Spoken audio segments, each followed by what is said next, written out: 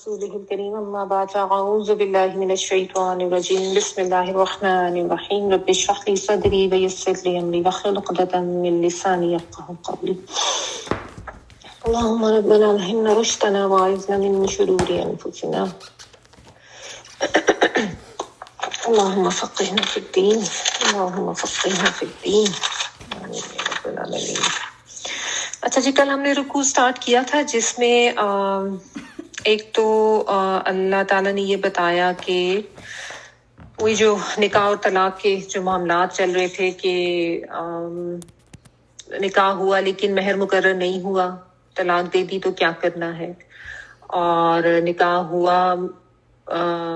مہر مقرر ہوا رخصتی نہیں ہوئی، یہ مطلب پہلے والے میں یہ تھا، اور دوسری میں یہ کہ یعنی تعلق قائم ہو گیا تو پھر کیا کرنا ہے۔ یہ ہم نے جو کچھ ڈیٹیلز تھیں اس کو دیکھا، اور اللہ تعالیٰ نے جو ہے اس طرح کی تلقین کی ہے کہ دینے والے بنو اور احسان کرنے والے بنو، اور ان معاملات کو خوش اسلوبی کے ساتھ حل کرو۔ ان میں بھی یعنی ان معاملات کو بھی اچھے طریقے سے نبھایا جا سکتا ہے، اور اس کا طریقہ یہی ہے کہ مال و دولت کی حرص حوث اس کو ذہن میں نہ لاؤ، اور اچھا معاملہ کرو، خیر کا معاملہ کرو، آپس میں فضل کو مت بھولو، یعنی آپس میں اچھا خیر فضل بھلائی والا معاملہ کرو، اور معروف طریقے سے کرو، بلکہ یہ دینا جو ہے اللہ تعالیٰ نے اس کو حق قرار دیا ہے، ٹھیک ہے، تو کسی کا حق نہیں ماننا، اور جو کچھ تم کر رہے ہو اللہ تعالیٰ اس کو دیکھنے والا۔ اس کے بعد بھی ایک بہت امپورٹنٹ آئی تھی جس میں اللہ تعالیٰ نے نماز کی حفاظت کے بارے میں بتایا کہ نماز جو ہے اس کی حفاظت کرو، تمام نمازوں کی حفاظت کرو، یہ اللہ تعالیٰ نے فرمایا۔ تو اس میں بھی ہم نے دیکھا کہ نماز ظاہر اتنی امپورٹنٹ چیز ہے، اس سے غافل نہیں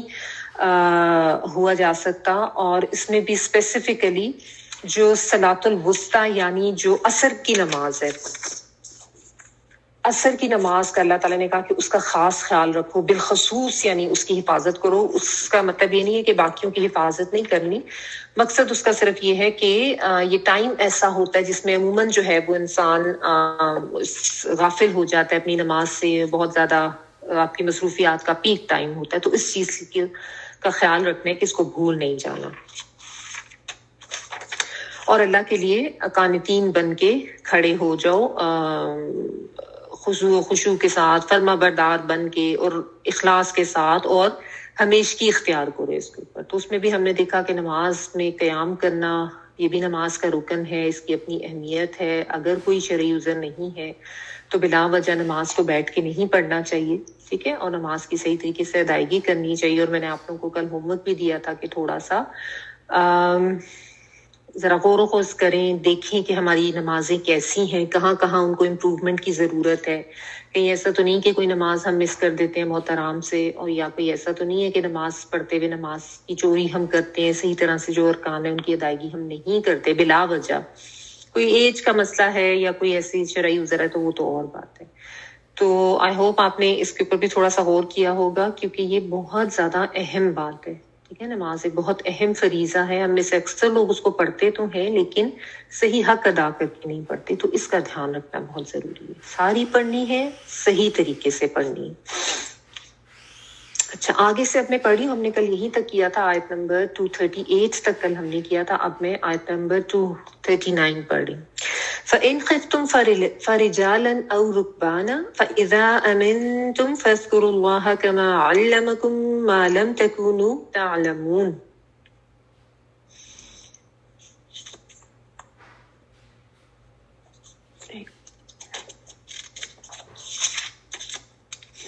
اگر تمہیں خوف ہو تو پیدل ہی صحیح یا سوار ہی صحیح، ہاں جب امن ہو جائے تو اللہ کا ذکر کرو جس طرح اس نے تمہیں اس بات کی تعلیم دی جسے تم نہیں جانتے تھے۔ تو ان اگر یا پھر اگر، خف تم خوف کھاؤ تم، ڈرو تم، تو رجالن، رجالن جو ہے اس کا مطلب ہوتا ہے پیدل، یہ زیر کے ساتھ ہے، روٹ وہی ہے را جیم اور لام، جس میں رجلن اگر را پہ زبر ہو تو وہ مرد کے لیے آتا ہے، اور اگر زیر ہو جائے نیچ تو وہ پھر پاؤں کے معنوں میں آ جاتا ہے، ٹھیک ہے۔ تو رجالن جو ہے وہ راجل کی جمع، راجل کہتے ہیں پیدل چلنے والا۔ تو پیدل او یا رکبانا، رکبانا جو ہے را کاف اور با اس کا روٹ ورڈ ہے. رکاب ہوتا ہے نا، گھوڑے کی رکاب پہ چڑھ کے اس پہ سوار ہوا جاتا ہے. تو رکاب سے رکبانا یعنی سوار ہوئے ہوئے، یعنی سواری کے اوپر ہو تم تو، یا فرجالن یا تم اپنے پاؤں پہ چل کے جا رہے ہو، پیدل ہو، دونوں طرح سے ٹھیک ہے. فَإِذَا پھر جب امن تم، امن میں آ جاؤ تم، ٹھیک ہے، یعنی اب خوف جو ہے وہ ختم ہو گیا. پہلے فَإِنْ خِفْتُمْ کی بات ہوئی تھی نا، اب امنتم کی بات ہے. فَذْكُرُوا تو ذکر کرو، زال کاف را جس کا مطلب یاد دہانی بھی ہوتا ہے اور جس کا مطلب نصیحت بھی ہوتا ہے. یہاں پہ یاد کے معنوں میں ہے، تو ذکر کرو، یاد کرو اللہ کو. کما جیسا کہ علمکم اس نے سکھایا تم کو.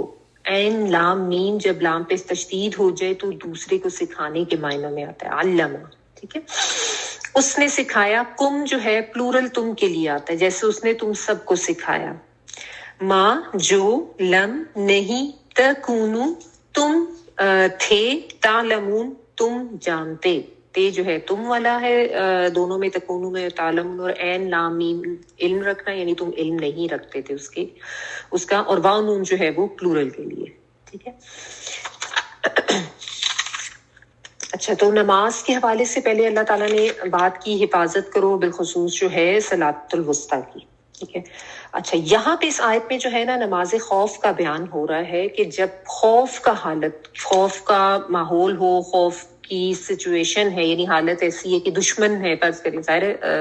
غزوات جہاد وغیرہ ہوتے تھے اور دشمن کا خوف ہوتا تھا، تو اس میں پھر کیا کرنا ہے اس کی اللہ تعالیٰ نے یہاں پہ ایک ایکسیپشنل صورتحال اللہ تعالیٰ بتا رہے ہیں کہ اس میں کس طریقے سے تم نماز میں آسانی اپنے لیے کر سکتے ہو. کہ بے شک سواری پہ سوار ہو تو ویسے کہ ویسے ہی پڑھ لو، یا پیدل ہو تو ویسے پڑھ لو تم، یعنی ایسے چلتے ہوئے بھی، کہ ابھی آپ یعنی انسان جس طرح ہوتا ہے نا کہ پیچھے سے دشمن کا غلبہ ہے کہ وہ پیچھے سے آ کے پکڑ لے گا تو رکا نہیں جا سکتا، چلنا ہے تو اس صورت میں بھی پڑھ لو، یا سواری پہ ہو تو اس وقت بھی پڑھ لو. دونوں طرح سے اللہ تعالیٰ نے اس خاص سچویشن میں اجازت دی ہے. اور اس میں پھر مفسرین یہ بھی کہتے ہیں کہ خوف اگر کوئی کسی مطلب جیسا کسی جنگل میں جا رہے ہیں اور کسی اور طرح کا خوف ہے، کوئی ڈاکوں کا یا کوئی جنگلی درندے وغیرہ کا، تو اس میں بھی اس چیز کی اجازت ہے، ٹھیک ہے. اور اس کی تفصیل آپ سورۃ النساء میں آگے پڑھیں گے، آیت نمبر 101 102 میں، کہ اس میں اللہ تعالیٰ نے پھر یہ بتایا کہ قصر کر لیا کرو خوف کی حالت میں جو ہے، یعنی نماز کو بھی قصر کر لو، اور ساتھ یہ بھی بتا دیا کہ خواہ پیدل چلتے ہوئے، خواہ سواری پہ سوار ہوتے ہوئے، ٹھیک ہے. یعنی کہنے کا مقصد یہ ہے کہ نماز چھوڑنے کا جواز نہیں ہے، ٹھیک ہے. تو نماز جو ہے وہ ہر حالت میں پڑھنا ہے، جو آسانی اس میں ہے اس کو ضرور لو. اب اس میں یہ ہوتا تھا کہ میدان جنگ میں جب نماز پڑھنی ہوتی تھی تو اس میں پھر یہ ہوتا تھا کہ طریقہ یہ ہوتا تھا کہ جو بھی فوج ہوتی تھی نا اس کو 2 گروپس میں کر دیتے تھے. نبی صلی اللہ علیہ وسلم امامت کرتے تھے. ایک جو گروہ ہے وہ پیچھے کھڑا رہ کے دشمن کے اوپر نظر رکھتا تھا، اور یعنی ظاہر وہ اپنے ہتھیار پکڑے رکھتے تھے. دوسرا جو گروہ ہوتا تھا وہ اپنے ہتھیار رکھ کے نبی صلی اللہ علیہ وسلم کے پاس پیچھے آ کے کھڑے ہو جاتے تھے. اور ہتھیار رکھنے سے مراد یہ کہ وہ یعنی اس وقت جنگ کی یا نظر رکھنے والی سچویشن میں نہیں ہوتے تھے، وہ آ کے آپ صلی اللہ علیہ وسلم کو جوائن کر لیتے تھے جماعت، ٹھیک ہے. کیونکہ ظاہر آپ صلی اللہ علیہ وسلم اگر جماعت کرا رہے ہوتے تھے تو سب کو وہ شرف مل جائے آپ کے ساتھ شامل ہونے کا. اور اس میں پھر یہ ہوتا تھا کہ آپ صلی اللہ علیہ وسلم 1 رکعت پڑھ کے بیٹھ جاتے تھے، ویٹ کرتے تھے. پیچھے جو لوگ ہوتے تھے وہ 1 رکعت آپ کے ساتھ پڑھ کے دوسری رکعت خود ہی پڑھ لیتے، اور اس کے بعد نماز ختم کر کے وہ اس پچھلے گروہ کی طرف چلے جاتے جو کہ پہلے وہاں پہ دشمن کے اوپر نظر رکھے ہوئے ہوتا تھا. پھر وہ گروہ جو ہے آگے آتا، یہ والا گروہ اب وہاں پہ حفاظت کے لیے کھڑا ہو جاتا، اور وہ جو دوسرا گروہ جب آتا تو وہ آ کے پہلے اپنی 1 رکعت پڑھ لیتا، اور پھر اس کے بعد نبی صلی اللہ علیہ وسلم کھڑے ہوتے تو ان کے ساتھ دوسری رکعت وہ پڑھتے. اور پھر اس طرح سب جو ہیں ان کو یہ آپ صلی اللہ علیہ وسلم کی امامت کے ساتھ شامل ہونے کا بھی شرف مل جاتا، اور اسی طرح میدان جنگ میں بھی جو ہے وہ نماز ادا ہو جاتی، ٹھیک ہے، اور ساتھ ساتھ حفاظت بھی ہوتی رہتی۔ تو یہ صلاۃ الخوف کا طریقہ ہے، لیکن صلاۃ الخوف کا صرف ایک یہ طریقہ نہیں ہے، مختلف طریقے ہمیں احادیث میں ملتے ہیں جو کہ غالباً مختلف جہاں جیسی جیسی سچویشن ہوتی ہوگی اس کے مطابق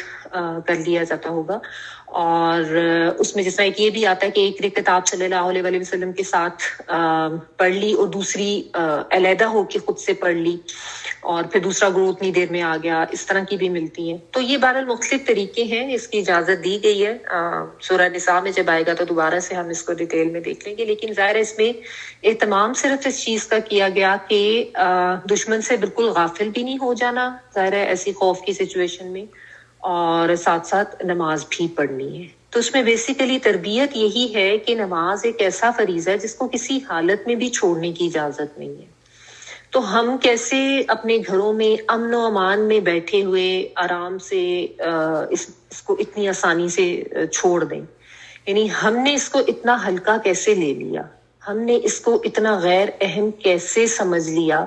جس کے بارے میں اللہ تعالیٰ میدان جنگ کے حوالے سے بھی احکامات دے رہے ہیں کہ بھلے اس کو قصر کر لو، بھلے تم اس طریقے سے پڑھ لو، یا اگر یہ بھی ہے کہ اگر جماعت بھی نہیں ہو سکتی تو ٹائم ہو گیا تو اسی طرح چلتے چلتے پڑھ لو، اور یا سواری کے اوپر بیٹھے ہو تو اسی طرح مطلب اپنی جو بھی کچھ پڑھنا ہے وہ پڑھ لو نیت کر کے۔ لیکن یہ کہ مقصد صرف یہ ہے کہ اللہ تعالیٰ کی یاد رہنی چاہیے ہے، اس کے ساتھ تعلق جو ہے وہ رہنا چاہیے، وہ ہونا چاہیے، اس سے بالکل غافل نہیں ہو جانا اپنی زندگی میں بہت سے ایسے معاملات آتے ہیں۔ اب یہ جس طرح بات جو نکاح اور اس کے بعد طلاق اور طلاق کی مختلف سچویشنز کی چل رہی تھی، یہ بھی بہت سخت قسم کے معاملات ہو جاتے ہیں اور بہت زیادہ مشکل معاملات ہو جاتے ہیں، جس میں انسان ذہنی طور پر بھی بہت زیادہ ڈسٹرب ہو جاتا ہے اور بہت زیادہ مشکل سچویشن ہو جاتی ہے۔ لیکن بات وہی ہے یہاں پہ یہ چیز لانے کی کہ اللہ تعالیٰ کی ذات سے غافل نہیں ہونا، اللہ تعالیٰ کا جو حقوق ہے، جو حقوق اللہ ہے، ان کو نہیں چھوڑ دینا۔ نماز ایک ایسا فریضہ ہے جس کو کسی حالت میں چھوڑنے کی اجازت نہیں ہے، ایون خوف کے دوران بھی قصر بے شک کر لو، چھوڑنی نہیں ہے، ٹھیک ہے۔ تو اب وہی بات ہے کہ اچھی بھلی زندگی گزارتے ہوئے، امن میں زندگی گزارتے ہوئے صرف یہ یعنی سستی کر جانا، اس وجہ سے چھوڑ دینا، یا یہ کہ میں اپنے آپ کو پابند نہیں کر سکتا، یا میری نیند نہیں کھل سکتی، یا چلو خیر ہے تو میں کام میں بزی ہوں، یا میں شاپنگ کر رہی ہوں تو اس وجہ سے چھوڑ دوں۔ آپ خود سوچیں کہ کیا یہ کوئی ریزن ہو سکتی ہے نماز چھوڑنے کی؟ تو یہ اللہ تعالیٰ نے جو ایک ایکسیپشنل صورتحال تھی اور اس میں جو کنسیشن ہو سکتی تھی وہ بتا دی، ٹھیک ہے۔ پھر ساتھ میں یہ بتا دیا کہ جب امن ہو جائے، یعنی جب خوف دور ہو جائے، اب دشمن کا خطرہ نہیں ہے، جنگ ختم ہو گئی ہے، تو اب ویسے ہی نماز پڑھو جس طریقے سے تمہیں اللہ تعالیٰ نے سکھایا ہے، جو کہ تم نہیں جانتے تھے۔ جانتے کیا نہیں تھے؟ یعنی تمہیں پہلے تو نہیں تھا پتا کہ کیسے نماز پڑھنی تھی۔ اللہ تعالیٰ نے حضرت جبرائیل علیہ السلام کو بھیجا تھا، جنہوں نے آ کے آپ صلی اللہ علیہ وسلم کو نماز کی تعلیم دی تھی۔ تو آگے سے پھر نبی صلی اللہ علیہ وسلم نے تمام امت کو وہ طریقہ سکھایا تھا۔ یعنی آپ یہ کہہ لیں کہ حضرت جبرائیل علیہ السلام جو تھے وہ نبی صلی اللہ علیہ وسلم کے معلم، اور پھر آگے سے آپ صلی اللہ علیہ وسلم جو ہے وہ پوری امت کے معلم، ٹھیک ہے۔ تو یعنی تم تو نہیں جانتے تھے، تمہیں تو نہیں پتا تھا کہ کس طریقے سے پڑھنی ہے، اللہ تعالیٰ نے جو تمہیں طریقہ سکھایا تھا اس کے مطابق پھر تم نماز پڑھی۔ یعنی جب اب امن ہو گیا ہے تو اس میں پھر بلا وجہ تم یہ نہیں کر سکتے کہ چلتے ہوئے یا پیدل یا اس طریقے کی وہ کنسیشن لے لو، وہ تم نے اس صورتحال میں تو کر لی۔ جس سے یہ بھی پتہ چلتا ہے کہ فرض نماز جو ہے نا وہ آپ سواری میں نہیں پڑھے، کیونکہ نبی صلی اللہ علیہ وسلم سواری پر فرض نماز نہیں پڑھتے تھے، نوافل وغیرہ پڑھ لیتے تھے، ٹھیک ہے۔ تو اگر آپ کہیں جا رہے ہیں، بالخصوص سواری اگر آپ کے کنٹرول میں ہے، یعنی جیسے آپ گاڑی پہ جا رہے ہیں، اگر آپ جہاز میں ہیں تو اس میں تو ظاہر آپ جہاز سے روک کے تو نہیں پڑھیں گے، اس میں پھر آپ جہاز کے اندر ہی پڑھیں گے، یا ٹرین وغیرہ ہے۔ تو سواری جب آپ کے کنٹرول میں ہو، آپ خود اس کو چلا رہے ہیں، تو آپ اس کو روک کے اتر کے پڑھیں، اور اس میں پھر آپ ظہر اثر اکٹھی پڑھ لیں، یا مغرب عشاء جو بھی وہ جو کنسیشن ہے وہ آپ لے سکتے ہیں۔ یہ ایک چیز ہے، ٹھیک ہے۔ اچھا، تو خود ساختہ طریقے نہیں اپنانے نماز میں، جو علمکم، جیسا کہ تمہیں سکھایا گیا، جو طریقہ نبی صلی اللہ علیہ وآلہ وسلم کو اللہ تعالیٰ نے سکھایا اور آپ صلی اللہ علیہ وآلہ وسلم نے آگے ہم لوگوں تک پہنچایا، اسی طریقے پر نماز پڑھنی ہے. کوئی خود ساختہ طریقے یا اپنے طریقے سے نماز میں کوئی کمی بیشی جو ہے وہ نہیں کرنی. یہ بھی ایک اس میں پوائنٹ ہے. اچھا آگے دیکھیں اگلی جو آیت ہے، والذین یتوفون منکم ویذرون ازواجا وصیۃ لازواجہم متاعا الی الحول غیر اخراج فإن خرجنا فلا جناح علیکم فیما فعلن فی انفسہن من معروف واللہ عزیز حکیم. اور جو لوگ تم میں سے فوت ہو جائیں اور بیویاں چھوڑ جائیں، وہ وصیت کر جائیں کہ ان کی بیویاں سال بھر تک فائدہ اٹھائیں، انہیں کوئی نہ نکالے. ہاں اگر وہ خود نکل جائیں تو تم پر اس میں کوئی گناہ نہیں، جو وہ اپنے لیے اچھائی سے کریں. اللہ تعالیٰ غالب اور حکمت والا ہے. والذین، اور وہ لوگ، یتوفون، واو فے اور یہ اس کا روٹ ورڈ ہے. توفا یہ فوت ہو جانے کے معنوں میں، ویسے تو یہ پورا لے جانا اس معنوں میں ہوتا ہے. اور یتوفون، وہ فوت کر لیے جائیں. ٹھیک ہے، یہ جو ہے شروع میں وہ واو کے معنوں میں ہے. ٹھیک ہے، اور توفا جو ہے اس کی زیادہ ڈیٹیل پھر ہم آگے آئے گا یہ ورڈ تو اس میں پڑھیں گے. بہرحال آپ اس کو فوت کے معنوں میں لیں.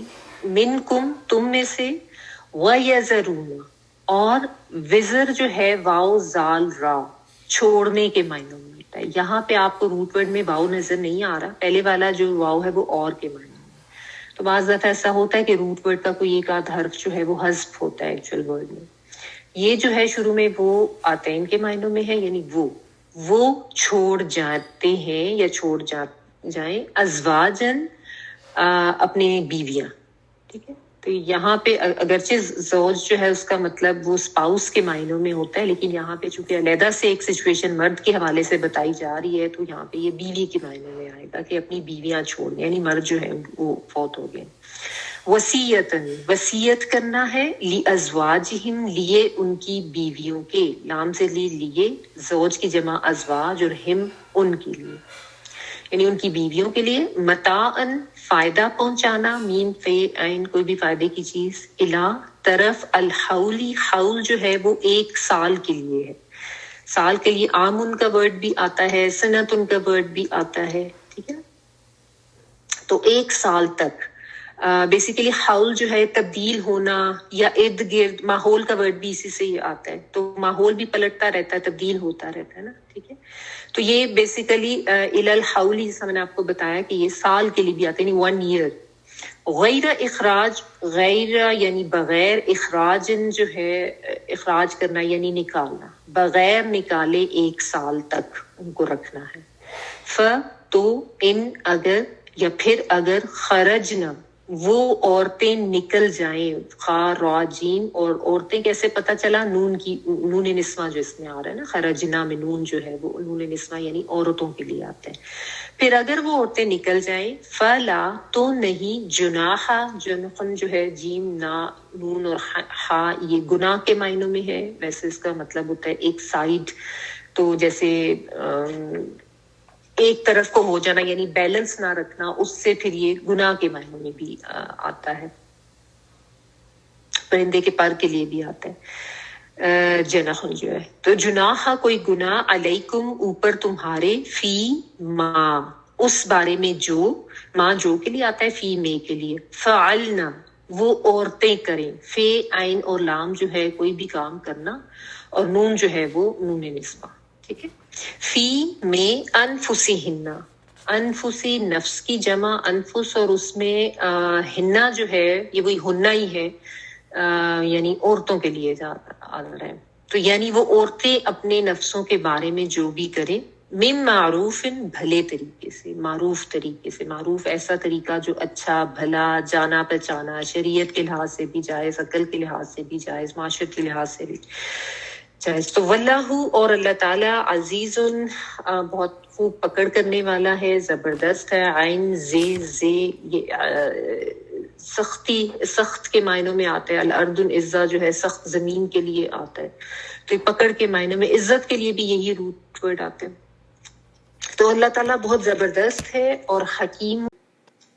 تو اللہ تعالیٰ بہت زبردست ہے اور حکیم جو ہے یہ ہا کاف میم بامعنی حاکم بھی ہے اور بامعنی حکمت کے بھی، یعنی بہت حکیم بھی ہے اللہ تعالیٰ دونوں معنوں میں. اب یہ جو ہے نا جمہور علماء کے مطابق یہ جو آیت ہے یہ ابتدائے اسلام کے احکامات میں سے ہے. جب ابھی جو ہے وراثت کے جو پراپر احکامات ہیں وہ نہیں آئے تھے. وراثت کے جو سارے احکامات ہیں وہ آگے انشاءاللہ تعالیٰ ہم سورۃ النساء میں پڑھیں گے. جب اللہ تعالیٰ نے ایک پورا قانون وراثت دے دیا تو اس میں پھر ہر جو وارث ہے اس کے حصے مقرر کر دیے اللہ تعالیٰ نے، جن کو تبدیل نہیں کیا جا سکتا. شروع میں جو ہے وہ یہ حکم دیا گیا تھا، جب آپ کو یاد ہو تو میں نے آپ کو بتایا تھا شروع میں بھی ناسخ اور منسوخ والا آیات کے حوالے سے جب ہم نے پڑھا تھا کہ کچھ آیات ایسی ہیں جن کو اب ناسخ آیت سمجھا جاتا ہے قرآن پاک کی کسی دوسری آیت کا. تو آگے جو وراثت والی جو آیت ہے اس کے بارے میں کہتے ہیں کہ وہ ناسخ آیت ہے جس کی وجہ سے یہ آیت جو ہے وہ منسوخ ہو چکی ہے. بہرحال اس میں یہ حکم دیا گیا تھا ابتدا میں کہ جب کسی شخص یعنی ایسے کوئی فوت ہونے والا ہے، جس طرح ہوتا ہے نا کہ ڈیتھ بیڈ پہ ہے، کوئی ایسی بیماری ہے، ڈاکٹرز بھی بتا دیتے ہیں، پتہ چل گیا ہے، اور اس کو انسان کو خود بھی ایک ذہن میں آ جاتی ہے چیز، تو ان کے بارے میں یہ ہے کہ وہ اپنی بیویوں کے بارے میں کچھ وصیت کر جائے، اور یہ کہ ان کو 1 سال تک گھر سے نہیں نکالا جا سکتا. ٹھیک ہے، کیونکہ ہوتا تھا نا کہ جس طرح فرض کریں 3-4 بیویاں ہیں، ایک کی اولاد ہے باقیوں کی نہیں ہے، تو اب فوت ہو گیا وہ شخص تو اس کو یہ کہیں باقی بیویوں کو، یعنی اس کی جو اولاد ہے پہلی کی یا پہلی بیوی کہ بھئی تم تو جاؤ، تم لوگوں کا کوئی حق نہیں ہے، کوئی اولاد نہیں ہے. تو ایسا نہیں ہے، اللہ تعالیٰ نے تحفظ کیا کہ نہیں، اس کے بارے میں تم کچھ وصیت کر جو کہ یہ اس کی پراپرٹی میں سے مل سکتا ہے، اور دوسرا یہ کہ 1 سال تک جو ہے ان کو گھر سے نہیں نکالنا، ان کو وہیں پہ رہنے دینا ہے. یہ بھی آپ دیکھیں کہ ایک طرح سے عورت کا تحفظ ہی اللہ تعالیٰ نے کیا ہے، کیونکہ آپ کو پتہ ہے زمانے میں عورتوں کے ساتھ زیادتی بہت ہوتی تھی، ظلم بہت ہوتا تھا، دھیان نہیں رکھتے تھے ان کے حقوق کا اور گھروں سے نکال دیتے تھے. تو اس چیز سے اللہ تعالیٰ نے منع کیا کہ ان کو گھر سے نہیں نکالنا. بعد میں پھر جب 1 ایئر کا اس میں جو ہے وہ رکھا گیا، اور ظاہر اس میں پھر جب اس قسم کا معاملہ ہوتا وہ پریشان بھی ہوتی، ان کے حقوق بھی ان کو نہیں ملتے تھے. تو یہ پھر جو ورثاء جو پیچھے رہ جاتے تھے ان کو حکم تھا کہ اس عورت کو گھر سے نہیں نکالنا، اور مردوں کو یہ حکم اللہ تعالیٰ نے دیا کہ ایسے ٹائم پہ ان کے لیے وصیت کر کے جاؤ، اگر تم سے کوئی بھی اس طرح کوئی قابل مرد کوئی انسان ہے تو اس کو یہ کہا گیا. بعد میں پھر آیت میراث اور پھر بیوہ کی عدت بھی اللہ تعالیٰ نے جو ہے وہ پھر 4 ماہ 10 دن مقرر کر دی تھی. تو اور وہ جو ہے کہ کتنا حصہ مقرر کیا بعد میں اللہ تعالیٰ نے شوہر کے ترکے میں سے 4تھا حصہ اگر اولاد نہیں ورنہ 8واں حصہ. اس کو ہم ڈیٹیلز جو ہے نا وہ انشاءاللہ تعالیٰ سورۃ النساء میں پڑھیں گے. اچھا، بہرحال اللہ تعالیٰ نے ایک تو یہ چیز ان کو تحفظ دیا، اور پھر یہ کہا کہ فَإِنْ خَرَجْنَا، کہ اگر وہ عورتیں خود سے نکل جائیں اس کے بعد، اس ٹائم کے بعد، تو کوئی گناہ نہیں ہے کسی پر کہ وہ اپنے لیے معروف طریقے سے کوئی بھی فیصلہ کریں. ٹھیک ہے، یعنی معروف طریقے سے فیصلے سے مراد یہ ہے کہ اب وہ کہیں اور جا کے رہنا چاہ رہی ہیں یا وہ کہیں اور نکاح کرنا چاہ رہی ہیں، تو وہ ظاہر ایک اچھے بھلے معروف طریقے سے، یعنی وہ شرعی طریقے سے کہیں اور نکاح کرنا چاہ رہی ہیں،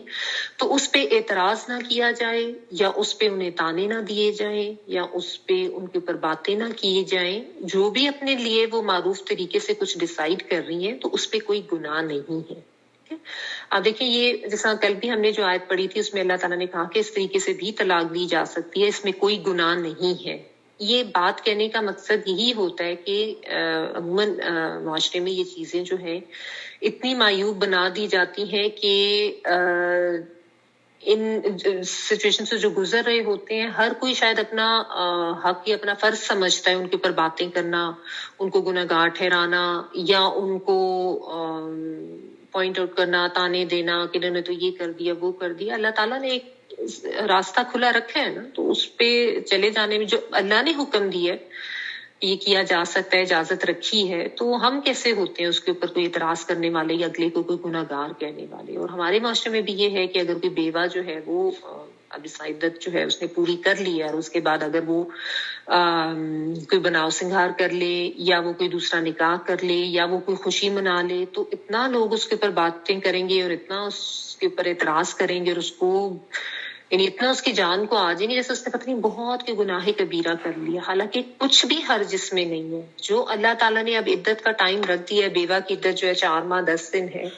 اگر اس نے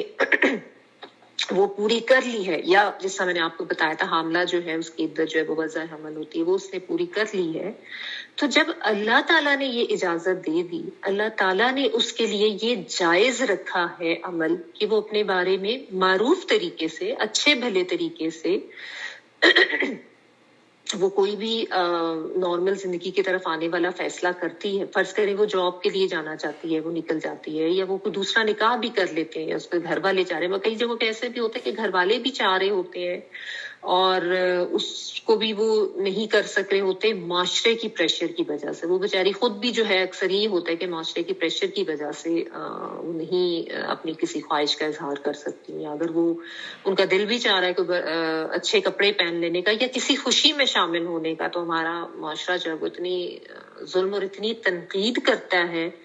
کہ وہ ان کو بالکل ایک گناہگار بنا کے پیش کر دیا جاتا ہے۔ تو اس لیے اللہ تعالیٰ جو یہ بات بار بات کرتے ہیں نا کہ اس میں فلا جناح، کوئی گناہ نہیں ہے تم پہ، اگر کوئی وہ اس قسم کا معاملہ کرنا چاہتی ہے تو ان کو مت روکو یا ان کو گناہگار مت ٹھہراؤ یا ان کے ناقد نہ بن کے بیٹھ جاؤ جو بھی بھلے طریقے سے وہ کچھ کرنا چاہ رہی ہیں، ٹھیک ہے؟ تو یہ چیز جو ہے نا ہمیں ذہن میں رکھنی چاہیے۔ واللہ عزیز حکیم، اللہ تعالیٰ جو ہے وہ غالب ہے، وہ زبردست بھی ہے، وہ حاکم بھی ہے، اور اللہ تعالیٰ کے جو احکامات ہیں ان میں حکمت بھی ہوتی ہے، یعنی اللہ تعالیٰ اگر یہ اس چیز کی اجازت دے رہے ہیں تو اس میں بہت زیادہ وزڈم ہے،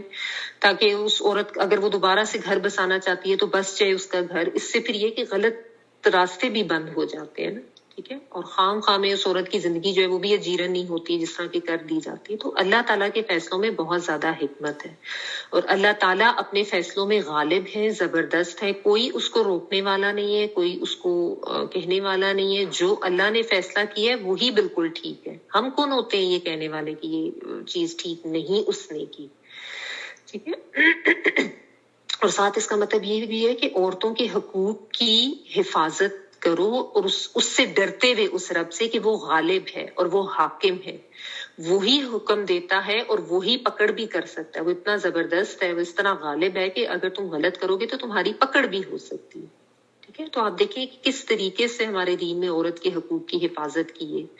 بار بار جو احکامات آ رہے ہیں وہ مردوں کو ایڈریس کر کے دیے جا رہے ہیں، اور فیور جو ہے وہ عورتوں کو دیا جا رہا ہے۔ پھر بھی ہمارے یہاں عورتیں جو ہے نا وہ یہی شکوہ کرتی رہتی ہیں کہ عورتوں کے کوئی حقوق نہیں ہے، یہ بڑا سخت دین ہے، ہمارے دین میں عورتوں کے اوپر بڑا ظلم ہوتا ہے۔ تو بس بات وہی ہے کہ لا علمی کی بات ہے، اور پڑھا نہیں ہوتا، سمجھ نہیں ہوتی، اور ادھر ادھر سے سن کے نا جو ایک وہ لوگوں نے کانسیپٹ بنا لیا ہوا ہے کہ اسلام میں عورتوں پہ بڑا ظلم ہوتا ہے، اسلام میں عورتوں کے تو بڑی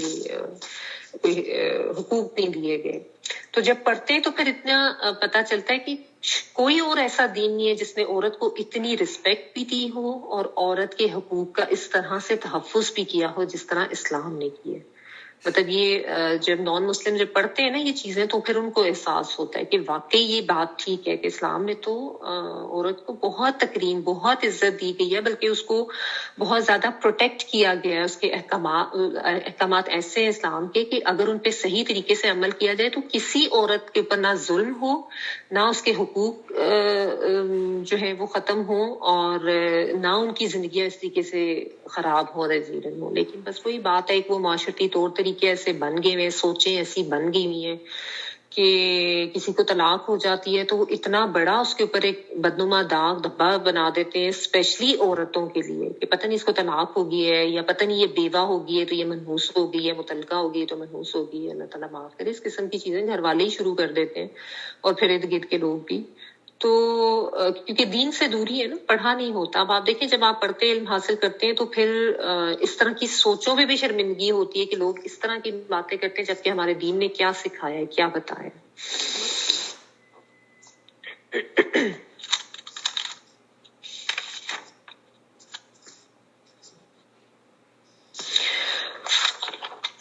وَلِلْمُطَلَّقَاتِ مَتَاعٌ بِالْمَعْرُوفِ حَقًّا عَلَى الْمُتَّقِينَ. آگے پھر اللہ تعالیٰ کہہ رہے ہیں تلاق والیوں کو اچھی طرح فائدہ دینا پرہیزگاروں پر لازم ہے. یعنی یہ اب حکم عام یہاں پہ آ رہا ہے. و اور لیے مطلقاتی مطلقہ عورتوں کے، یہ پوری تے جو ہے نا، یہ جس طرح قانتات اور عابدات اور مؤمنات تو یہ بات تو یہ عورتوں کے لیے آتا ہے، فیمیل کے لیے، پلورل کے لیے. ٹھیک ہے، جب سنگل ہوتا ہے تو مومناتن گول تے آتی ہے، اور مؤمناتن یعنی جب پلورل ہوتا ہے تو پھر الف اور پھر فل تے آ جاتی ہے. ٹھیک ہے، مسلمتن اور مسلمات. تو للمطلقات لیے متعلقہ عورتوں کے، متاعن وہی میم تے اور عین فائدہ پہنچانا ہے، بالمعروف ساتھ بھلے طریقے کے، حقاً حق ہے، علا اوپر، المتقین متقیوں کے، تقوی والوں کے. ٹھیک ہے، تو یہاں پہ اللہ تعالیٰ نے یہ بتا دیا کہ جو متعلقہ عورتیں ہیں ان کے لیے ان کو فائدہ پہنچانا ہے، ان کو دینا ہے، اچھے طریقے سے دینا ہے، بھلے طریقے سے دینا ہے، اور اس یعنی ان کے حقوق جو ہے وہ غصب نہیں کرنے. یہاں پہ جو ہے نا، اب آپ کہہ لیں کہ حکم عام ہے، ہر متعلقہ عورت اس میں شامل ہے. ٹھیک ہے، کیونکہ یعنی اس سے پہلے جو آپ نے آیت پڑھی تھی 236، اس میں تو بالخصوص خاص قسم کی متعلقہ عورتوں کا ذکر تھا کہ جن کو ہاتھ نہ لگایا ہو، مہر مقرر نہ کیا ہو، یا ہاتھ لگایا ہو، مہر مقرر کیا ہو اور ہاتھ نہ لگایا. نہیں، وہ اسپیشل سچویشنز اللہ نے بتائی تھی. یہاں پہ اب ان جنرل اللہ تعالیٰ بات کر رہے ہیں کہ جو بھی عورت جس کو طلاق دے رہے ہو نا، کچھ دے دلا کر ہی اس کو رخصت کرنا ہے. یعنی کوئی معلومتا کوئی فائدے کی چیز یعنی منع کیا گیا کہ اس طریقے سے کہ بغیر جسے کہتے ہیں نا بے سر و سامانی کے عالم میں گھر سے نکالنا، دھکے دینا، اور جو دیا ہے اس کو بھی چھین لینا، اس کو منع کیا گیا، یہ جائز نہیں ہے. ٹھیک ہے، اور اللہ تعالیٰ نے یہ فرمایا کہ یہ حق ہے متقیوں پر کہ وہ کچھ دے دلا کر رخصت کریں جن کو بھی طلاق دی جا رہی ہے. تھوڑا دے، زیادہ دے، اگر شریعتاً تھوڑا دینا ہے اور زیادہ دے سکتے ہو زیادہ دے دو، محسنین والا رویہ اختیار کرو. یہ ساری تربیت اللہ تعالیٰ کرتے آ رہے ہیں. ٹھیک ہے، تو ساتھ اللہ تعالیٰ نے کیا کہ یہ تو فرض ہے، یہ لازم کر دیا گیا ہے تقوی والوں پر. ٹھیک ہے، تقوی کیا ہے؟ تقوی دل کی کیفیت ہے. تو جن کے اندر اللہ کا یہ ڈر اور خوف ہوگا، جن کی دل کی یہ کیفیت ہوگی، وہ تو اس کو واقعی حق سمجھ کے اور فرض سمجھ کے ادا کریں گے، وہ کبھی اس سے غافل ہو ہی نہیں سکتے. لیکن انفارچونیٹلی کیا ہوتا ہے ہمارے معاشرے میں، بالکل ہی اس کے اپوزٹ، جو دیا ہے وہ بھی لے لیا اور دھکے دے کے نکالنا اور ظلم کرنا اور حقوق غصب کرنا، سب کچھ ہی ہو رہا ہوتا ہے نا. تو یہاں پہ آپ دیکھیں کتنی تاکید کے ساتھ اللہ تعالیٰ نے بات کی ہے. کچھ احکامات ایسے ہیں جن کے پورا کرنے کے لیے وہی پورا کر سکتے ہیں جن کے اندر اللہ کا تقوی ہوگا، جو متقی ہوتے ہیں. اس لیے آپ دیکھیں بار بار بار تقوی کا ورڈ، بار بار تاکید تقوی کی ہوتی ہے. ایک تو ہوتا ہے نا کہ قانون کا خوف ہونا، جس کی وجہ سے انسان جو ہے وہ جو ڈیو ہوتا ہے وہ دے دیتا ہے. لیکن جو قانونی طاقت ہے نا، اس سے ایک حد تک ہی کارروائی کی جا سکتی ہے، ایک حد تک ہی جو ہے وہ کوئی کسی کے حقوق ادا کرے گا یا کسی کو کچھ دے گا. اور ایک جو یہ یعنی اللہ کے تقوی کے ذریعے جو ہے جو جب انسان حقوق ادا کرتا ہے نا، تو پھر صحیح طریقے سے وہ جو آپ کہہ لیں کہ محسنین والی صفت ہے وہ انسان کی وہ آتی ہے، اور صحیح طریقے سے وہ احسان بھی کرتا ہے، اور صحیح طریقے سے پھر وہ ان حقوق کی ادائیگی بھی کرتا ہے، ورنہ جو ہے وہ نہیں کر پاتا. تو یہ بات اس میں سمجھنے کی ہے کہ اللہ تعالیٰ کیوں بار بار اپنا خوف، اپنا تقوی اس کا ذکر کرتے ہیں. کہ یہ ہونا ضروری ہے. جن کے پاس یہ ہوگا وہی اللہ تعالیٰ کے احکامات کی صحیح طریقے سے پابندی کریں گے. اصل چیز تقویٰ ہی ہے, تب ہی یہ معاملات جو ہے صحیح طریقے سے حل ہوتے ہیں. یعنی ہمارے ہاں جو یہ معاملات صحیح طریقے سے حل نہیں ہوتے, اس کی ریزن کیا ہے؟ اللہ کا ڈر نہ ہونا, اللہ کا خوف نہ ہونا. تو بس یہ بات. اور لیکن وہ بات وہی ہے نا کہ اللہ کا خوف اور اللہ کا ڈر کیسے آئے گا؟ وہ اس علم کو حاصل کرنے سے ہی آئے گا. یعنی جب انسان اللہ کے احکامات کا علم حاصل کرے گا تو ہی اسے اللہ کی پکڑ کا علم ہوگا, تو ہی اسے اللہ کی کبریائی کا علم ہوگا, اور تبھی اپنے فرائض کا بھی پتہ چلے گا, اور یہ بھی پتہ چلے گا کہ میں کتنا جواب دوں. جب یہ سب چیزیں نہیں کرنی تو پھر تو وہی بات ہے نا کہ جو دل چاہے وہ انسان کرتا رہتا ہے, اور یہی کچھ ہو رہا ہے. تو دیکھیں اپنے دین سے لا علمی کی بنا پر کتنا ظلم لوگ کرتے ہیں اور کتنی غلط حرکتیں کرتے ہیں. ٹھیک ہے, تو یہ بہت ضروری ہے. آپ دیکھیں کہ سورۃ البقرہ ہی پڑھ کے کتنی زیادہ چیزوں کے بارے میں پتہ چلتا ہے. اس میں عبادات کا بھی ذکر ہے, معاملات کا بھی ذکر ہے, اور پھر ابھی آپ دیکھیں گے کہ آگے جہاد, قتال, انفاق فی سبیل اللہ, ان کے اوپر بھی بہت زیادہ زور دیا گیا. تو آگے دیکھتے ہیں. كذلك يبين الله لكم آياته لعلكم تعقلون. اسی طرح اللہ تعالیٰ تمہارے لیے اپنی آیات بیان کرتا ہے تاکہ تم عقل سے کام لو.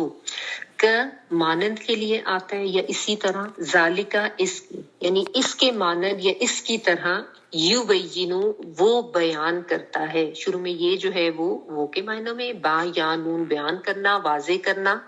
اللہ تعالیٰ لکم لیے تمہارے, آیاتی ہی اپنی آیات, لعلکم ل جو ہے تاکہ, لعل تاکہ, کم تم, لعلکم تاکہ تم, تعقلون تم عقل سے کام لو. تو یہ جو ہے وہ تم کے لیے, عین قاف لام جو ہے وہ عقل کے لیے, تاکہ تم عقل سے کام لو. تو یہاں پہ اللہ تعالیٰ نے یہ بتا دیا کہ اللہ تعالیٰ نے تو تمہارے لیے اپنی آیات, اپنے احکامات کھول کھول کے بہت واضح طریقے سے بتا دیے ہیں. ٹھیک ہے نا. تمام معاملات, خواہ نکاح کے ہیں, عدت کے ہیں, طلاق کے ہیں, پیغام دینے کے ہیں, کس طریقے سے نکاح میں ہوا ہے, کس طریقے سے اس کی طلاق ہوگی, کیا کچھ دینا دلانا ہے, سب کچھ اللہ تعالیٰ نے بیان کر دیا ہے. کھول کھول کر بیان کرتے ہیں اللہ تعالیٰ تاکہ تم عقل سے کام لو. یعنی عقل کے لیے بھی پھر علم کی ضرورت ہے نا, اسی سے پھر تقویٰ بھی حاصل ہوتا ہے. ٹھیک ہے نا. جب تقویٰ ہوتا ہے تبھی انسان اپنی عقل کا بھی صحیح استعمال کرتا ہے. بغیر تقویٰ کے تو پھر انسان جب اپنی عقل لگاتا ہے تو وہ تو پھر دوسروں کے حقوق خراب ہی کرتا ہے. ٹھیک ہے, اور دوسروں پر ظلم ہی کرتا ہے. تو یہ اللہ تعالیٰ نے اس چیز کو, یعنی احکامات جو ہے اللہ تعالیٰ کو, ان کو سمجھنا, ان کے اوپر غور و فکر کرنا, یہ چیز جو ہے, جو یہ کام کرتے ہیں وہ صحیح معنوں میں عقل والے ہیں. ہم لوگوں نے تو لوگوں کا عقل مند ہونا, یہ اس کا کرائٹیریا جو ہے وہ اپنا اپنا رکھا نا, اپنی سمجھ کے مطابق ہم سمجھتے ہیں. عموماً لوگ یہ سمجھتے ہیں کہ جس کے پاس بہت زیادہ پیسہ ہے, جس کے پاس بہت زیادہ طاقت ہے, بس اس کو سب لوگ عقل مند سمجھتے ہیں. لیکن اللہ تعالیٰ کے نزدیک دین کے احکامات کا فہم حاصل کرنا اور پھر ان پر عمل کرنا, یہ ہے عقل والا ہونے کی نشانی. یہ اس چیز کو سمجھنے کی ضرورت ہے. اور جب انسان اللہ تعالیٰ نے تو سب کچھ کھول کے بیان کر دی ہے, ان کو صحیح طریقے سے سمجھتا ہے اور ان کے اوپر صحیح طریقے سے عمل کرتا ہے, تو پھر اللہ تعالیٰ کہتے ہیں کہ پھر یہ صحیح بات ہے کہ اس وقت اس سے پھر تم اپنی صحیح عقل استعمال کرتے ہو. اسی لیے یہ تمہیں یعنی بتایا گیا کہ تم عقل کرو, تم یعنی صحیح طریقے سے پھر فیصلے کرو. تو یہاں پہ بھی علم کی جو ہے وہ اہمیت پتہ چلتی ہے. اچھا, یہاں پہ یہ والا اب رکوع کمپلیٹ ہو گیا. آگے دیکھیں, جس طرح میں نے آپ کو بھی بتایا کہ سورۃ البقرہ میں مختلف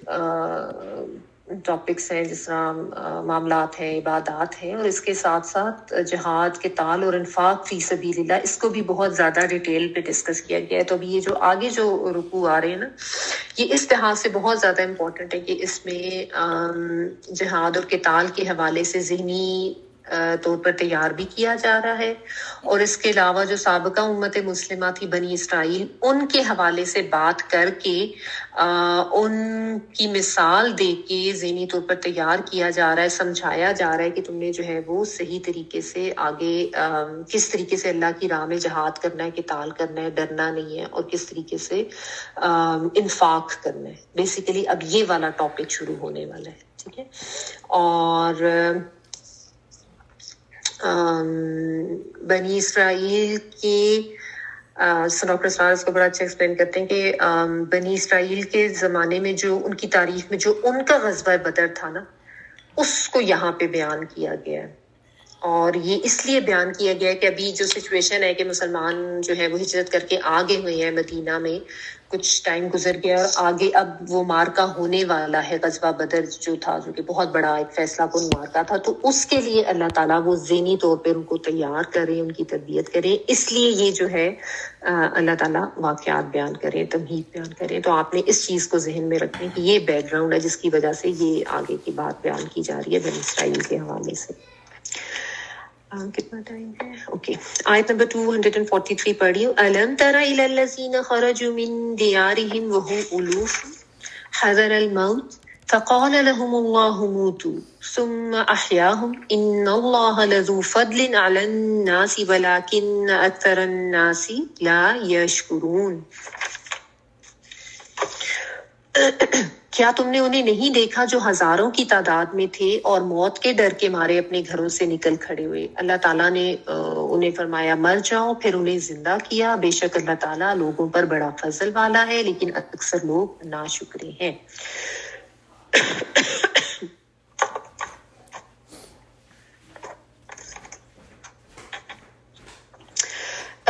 کیا لم نہیں، لم کیا نہیں، ترا تم نے دیکھا، تے جو ہے تم کے لیے، اور خالی را جو ہے یہ ایکچولی را حمزہ یا رویت دیکھنا اس معنوں میں ہے۔ میں نے آپ کو بتایا نا بعض دفعہ روٹ کے سارے حروف جو ہے وہ نظر نہیں آتے، بعض دفعہ کوئی ایک حذف ہوتا ہے، بعض دفعہ دو بھی حذف ہو سکتے، تو یہاں پہ صرف را ہے۔ ترا تم نے دیکھا، رویت ہوتا ہے نا دیکھنا۔ کیا نہیں تم نے دیکھا، الا طرف الذین ان لوگوں کے، خرجو وہ نکلے، خراجیم اخراج اور واؤ جو ہے وہ پلورل کے لیے آ رہا ہے، وہ نکلے، من دیارہم اپنے گھروں سے۔ دیار جو ہے وہ دار گھر کو کہتے ہیں، اس کی جمع دیار، اور ہم سے ہی ہم ہے، تو ان کے گھروں سے یا اپنے گھروں سے۔ وہم اور وہ، الوف، الوف جو ہے نا یہ الف کی جمع ہے، اور الف جو ہے یہ 1000 کے لیے آتا ہے عربی میں، ٹھیک ہے۔ اور الوف یعنی ہزاروں، یعنی 1000 نہیں ہے، زیادہ ہزار ہے، یا تو ہزاروں یعنی ہزار کی جمع ہزاروں، جو یعنی جو اپنے گھر سے ہزاروں کی تعداد میں نکلے، جیسا ہم اردو میں بھی کہتے ہیں نا زیادہ تعداد بتانے کے لیے کہ ہزاروں کی تعداد میں نکلے۔ تو الف جو ہے نا بیسیکلی یہ اس کا جو لغوی مطلب ہوتا ہے آپس میں ہم آہنگی ہونا اور ہم آہنگی سے جمع ہونا۔ الفت کا ورڈ ہوتا ہے نا، الفت میں بھی تو یہی ہوتا ہے کہ آپس میں انسان اکٹھا ہوتا ہے اور آپس میں ہم آہنگی ہوتی ہے۔ تو بیسیکلی اس کا مطلب جو ہے وہ ہم آہنگی یا لفظی مطلب جو روٹ کا ہے یا اس سے ہم آہنگی کے ساتھ جمع ہونا، اور یہ ورڈ ہزار کے لیے بھی آتا ہے۔ ہزار کے لیے یہ اس لیے بھی آتا ہے اس معنوں میں، یعنی جو میں نے آپ کو بھی لغوی مطلب اس کا بتایا کہ ہم آہنگی سے جمع ہونا، کہ 1000 جو ہے نا اس کے اندر جو یہ ہوتے ہیں نا یونٹ، 10، 100، 1000، چار چیزیں یہ ساری کی ساری آ جاتی ہیں، ساری اس کے اندر اکٹھی ہوئی۔ اس کے بعد پھر اسی کے ملٹیپلز آتے ہیں نا، پھر 1000 کے بعد 10,000، پھر اس کے بعد 100,000۔ تو بیسک وہ جو چار چیزیں یونٹ، 10 اور 100 اور 1000 وہ ساری اس کے اندر جمع ہوئی ہوتی ہیں 1000 کے اندر، تو اس وجہ سے اس کو اس معنی میں۔ بہرحال الف کو آپ اتنا یاد رکھیں، میں ویسے ہی آپ کو ایکسٹرا ڈیٹیلز بتا رہی ہوں۔ تو الفن کی جمع الوفن، اور الوفن جو ہے وہ ہزاروں کے معنوں میں ہے، ٹھیک ہے۔ تو یعنی وہ اپنے گھر سے ہزاروں کی تعداد میں نکلے۔ حذر الموت، حذرہ جو ہے یہ خوف کے معنی میں آتا ہے، ہا، زال اور را، ٹھیک ہے۔ اور الموت جو ہے موت کے ہی معنوں میں ہے، یعنی موت کے ڈر سے وہ اپنے گھر سے ہزاروں کی تعداد میں نکلے۔ فقالا تو کہا، لہم اللہ لیے ان کے، اللہ تعالیٰ نے، موتو یہ امر کا صیغہ ہے کہ مر جاؤ، ٹھیک ہے. ثم پھر احیاہم اس نے ان کو زندہ کیا. ٹھیک ہے, یحیی و یمیت آپ پڑھتے ہیں تو احیا جو ہے ہا یا احیاہم اس نے زندہ کیا ہم ان کو. ٹھیک ہے, احیا اس نے زندہ کیا ہم ان کو. انا بے شک اللہ تعالی لذو فضل, ذو زوی زوا یہ والا والی اس کے لیے آتا ہے تو والا ہے, فضل فضل فضل والا ہے, ذو فضل فضل والا ہے, علی الناسی علی اوپر, اور الناس جو ہے وہ لوگوں کے لیے آتا ہے, یعنی لوگوں کے اوپر اللہ تعالیٰ تو بہت فضل کرتے ہیں. ولیکن لیکن اکثر الناسا لوگ لا نہیں یشکرون وہ شکر ادا کرتے. یہ وہ کے معنوں میں شین کاف را شکر اور با نون جو ہے وہ پلورل کا. اکثر لوگ جو ہے وہ شکر ادا نہیں کرتے. ٹھیک ہے,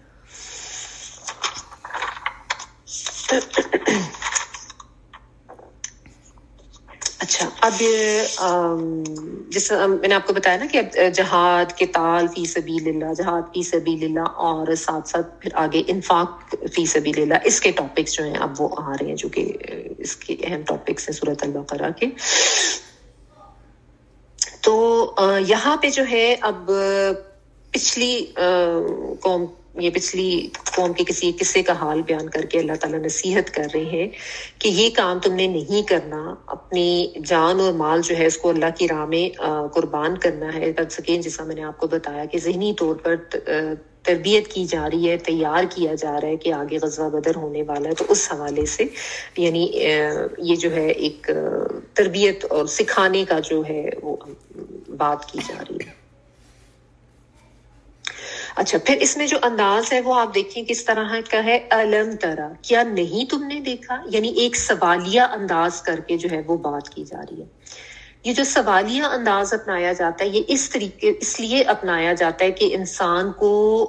الرٹ کیا جائے, اس کو بیدار کیا جائے, غفلت سے نکالا جائے, تاکہ ایک دم انسان سوچے کہ اچھا مجھے تو نہیں پتا کیا بات ہو رہی ہے, یا اس کے اوپر تھوڑا سا وہ غور کرتا ہے. بعض دفعہ ہوتا ہے نا کلاس میں بچے سونے لگ جاتے ہیں تو پھر ٹیچر سوال کرنا شروع کر دیتے, پھر سب جاگ جاتے ہیں, الرٹ ہو جاتے ہیں. تو اس لیے یہ بھی قرآن پاک کا ایک انداز بیان ہے کہ سوال کر کے بات کی جاتی ہے, تاکہ جب سوال کیا جاتا ہے تو پھر انسان اس کے اوپر غور کرتا ہے, ورنہ وہ سنتے جو ہے نا ایک وہ آپ کہہ لیں کہ غفلت سی آ جاتی ہے اور انسان جو ہے وہ اتنا الرٹ نہیں ہوتا, اتنا اٹینٹیو نہیں ہوتا. تو یہاں پہ اللہ تعالیٰ سوالیہ انداز اپنا کے الرٹ کر کے بات کریں تاکہ غور سے بات کو سنا جائے. تو فرما اللہ تعالیٰ یہ رہے ہیں کہ کیا تم نے ان لوگوں کو نہیں دیکھا جو ہزاروں کی تعداد میں اپنے گھر سے نکلے تھے, موت کے ڈر سے نکلے تھے, اور پھر اللہ تعالیٰ نے ان کو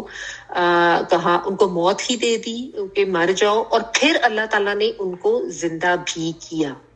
ٹھیک ہے, اب یہ جو آیت ہے اس کے بارے میں مختلف علماء کی مختلف رائے ہیں. ٹھیک ہے, وہ مختلف آراء میں آپ کو بتا دیتی ہوں, غلط کوئی بھی نہیں ہے. کچھ نے جو ہے اس آیت کو بالکل اس کے جو ظاہری معنی جو آپ کو نظر آ رہے ہیں اسی میں ہی لیا ہے.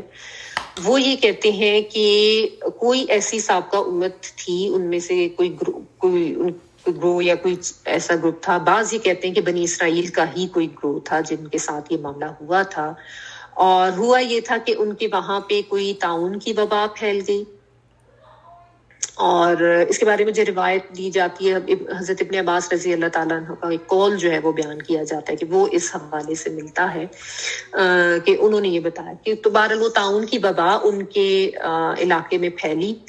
اور وہ اس وبا سے پھر ان کو موت کا ڈر ہوا, اور اس کی وجہ سے وہ سب اپنے گھر بار جو ہے وہاں سے چھوڑ کے نکلے, اور ہزاروں کی تعداد میں نکلے اور کہیں اور چلے گئے. تو وہاں پہ اللہ تعالیٰ نے ان کو موت دے دی اور وہ سب کے ساتھ مارے گئے. اور پھر کافی عرصے کے بعد مختلف روایات میں مختلف ٹائم ملتا ہے,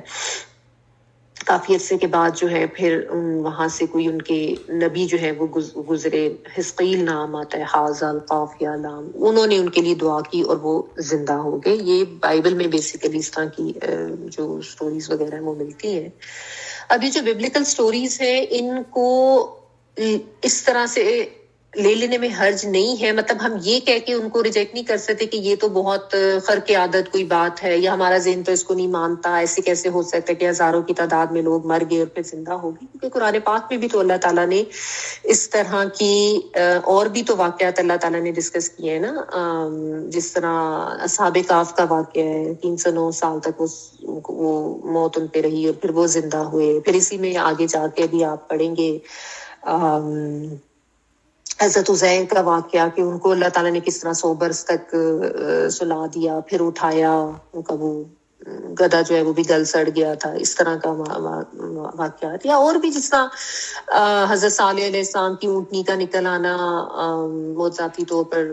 پہاڑ میں سے. تو اس طرح کے اس زمانے میں اس طرح کے خرق عادت جو واقعات تھے وہ ہوتے تھے. اللہ تعالیٰ اپنی نشانیاں دکھاتے تھے, بعد الموت پہ یقین دلانے کے لیے بھی دکھاتے تھے, سکھانے کے لیے بھی.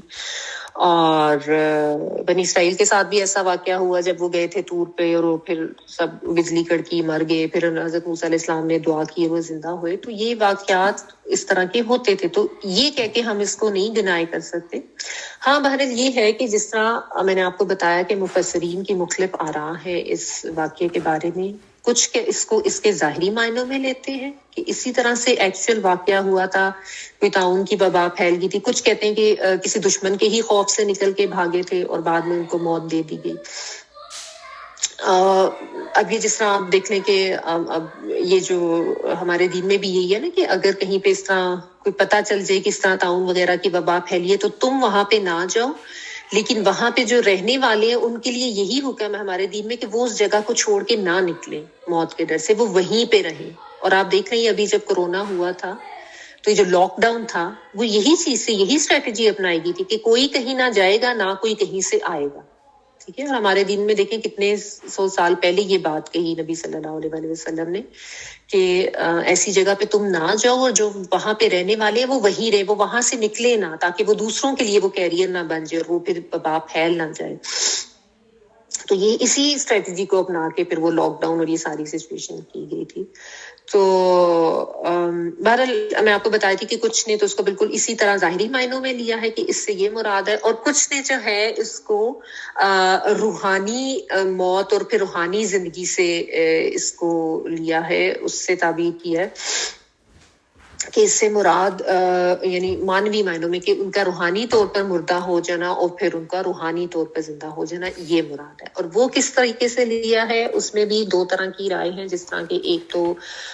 مولانا مودودی رحمہ اللہ جو ہیں اور بھی امین احمد اصلاحی صاحب زیادہ تر وہ یہ بتاتے ہیں جنہوں نے روحانی معنوں میں لیا کہ بنی اسرائیل کے لیے یہ بات ہو رہی ہے کہ جب وہ حضرت موسیٰ علیہ السلام ان کو غلامی سے آزاد کر کے مصر سے لے کے نکلے تھے اور پھر وہ ادھر صحرا میں گھومتے رہے تھے سرائے سینا میں, اور پھر وہاں پہ جو ہے اللہ تعالیٰ کی طرف سے ان کو یعنی وہ جو سمندر کا پھٹنا اور پھر ان کا غرق ہونا اس کے بعد والا جو معاملہ ہے اس کی بات کر رہی ہوں. تو وہاں پہ پھر وہ صحرا میں اللہ تعالیٰ نے بہت ان کے اوپر فضل بھی کیا, رحم بھی کیا, من و سلوہ بھی نازل کیا, بادل کا سایہ بھی ہوتا تھا. پھر وہاں پہ ان کو نبی کی قیادت میں وہ تھے اور اللہ تعالیٰ نے ان کو حکم دیا تھا کہ تم اس زمین پہ جاؤ اپنی واپس فلسطین اپنی زمین پہ, اور اللہ تعالیٰ جو ہے وہ ان کی طرف سے ایک طرح سے جنگ کا حکم دیا گیا تھا لیکن انہوں نے جو ہے بہت زیادہ صاف انکار کر دیا تھا اور وہ ڈر گئے تھے موت کی ظاہر خوف کی وجہ سے. انہوں نے کہا تھا یہ تو بہت زیادہ اس کے اوپر, وہ قوم عمالقہ تھی جو وہاں پہ قابض تھی اور یہ تو بڑی جنگجو قوم ہے اور بڑی سخت قوم ہے, ہم تو اس کا مقابلہ نہیں کر سکتے. انہوں نے صاف ایک ٹکا سا جواب دے دیا تھا اور کہا تھا کہ تم جاؤ اور تمہارا اللہ جانے, ہم تو نہیں جائیں گے. یعنی حضرت اپنے موسیٰ علیہ السلام اپنے نبی کو اس طریقے سے انہوں نے کہہ دیا تھا. اس کے بعد اللہ تعالیٰ نے ان کو, آپ کو میں نے بتایا تھا کہ بھٹکا دیا تھا اسی صحرا میں, اور وہ 40 سال تک پھر وہاں پہ بھٹکتے رہے. آگے سورۃ المائدہ میں آپ ڈیٹیلز پڑھیں گے اس کی کہ یہ بطور سزا ان کے ساتھ ہوا تھا کہ وہ وہاں پہ بھٹکتے رہے اور نہیں پھر وہ ان کو کوئی راستہ ملا. اور اس 40 سال کے دوران جو یہ ساری کمزور نسل تھی نا یہ ساری ختم ہوئی, کیونکہ جو غلامی میں رہی ہوئی تھی ان میں کوئی شجاعت, کوئی ایسی روحانی زندگی ان میں نہیں تھی.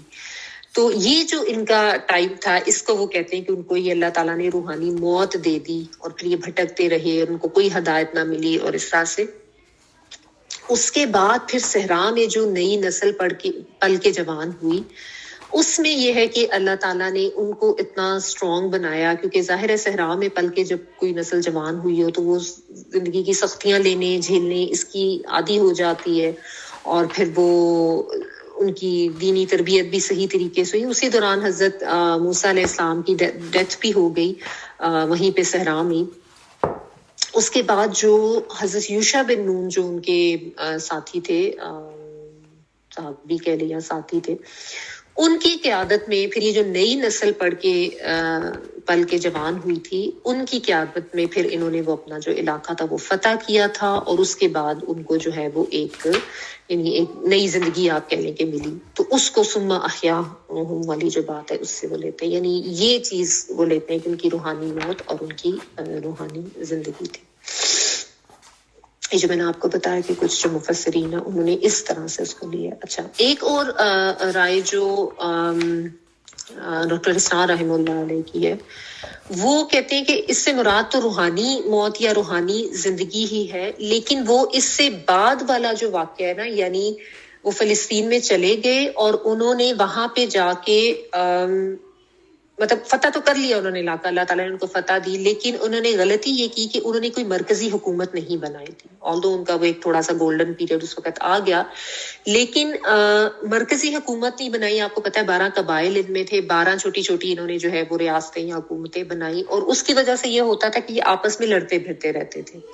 تو کوئی ایسی اسٹرانگ جو ہے وہ ان کی حکومت نہیں تھی، تو اس وجہ سے پھر وہ دوبارہ سے جو ہے وہ ان کا جو زوال ہے وہ ہوتا گیا، اور اس کے بعد پھر ارد گرد کی قومیں جو ہیں وہ ان کے اوپر دوبارہ سے حاوی ہونے لگی، جو ارد گرد کی مشرک قومیں تھیں، اور پھر ان کے اوپر دوبارہ سے باقاعدہ یعنی ان کو اٹیک ہوا، مارے بھی گئے، غلام بھی بنائے گئے، اور ان کے جو بیوی بچوں کو غلام بنا لیا، اور اس وقت پھر یہ ان میں سے کچھ لوگ جو تھے وہ بھاگ کے نکلے موت کے خوف سے، اپنے گھروں کو چھوڑ کے گئے، اور یہ جو ان کا ٹائم تھا اس کو اللہ تعالیٰ نے کہا کہ یہ موت تھی۔ اور اس کے بعد کیونکہ آگے نا ڈاکٹر اسرار کی لاجک یہ ہے کہ کیونکہ اس آیت کو تمہید کے طور پہ لیا گیا ہے، اور بعد میں یہی سارا واقعہ بیان ہے جو میں بھی آپ کو بتا رہی ہوں، تو اس لیے وہ کہتے ہیں کہ ان کا یہ والا جو روحانی موت، اور اس کے بعد پھر یہ ہوا کہ پھر ان لوگوں کو احساس ہوا کہ ہم لوگ تو ہماری اپنی حرکتوں کی وجہ سے اور اپنی جو دین سے دوری اور آپس میں اتفاق نہ ہونا، اور اس کی وجہ سے ہمارے یہ حالات ہوئے ہیں کہ ہم اب اس نہج کو پہنچ گئے ہیں۔ پھر انہوں نے اپنے وقت کے جو نبی تھے، سیموئیل نام آتا ہے ان کو وہ بوڑھے ہو چکے تھے، تو انہوں نے ان کو کہا، سارے جو ان کے یہ جو بنی اسرائیل تھے، انہوں نے کہا کہ جی ہمارے لیے کوئی سپہ سالار اور کوئی بادشاہ جو ہے وہ آپ مقرر کر دیں،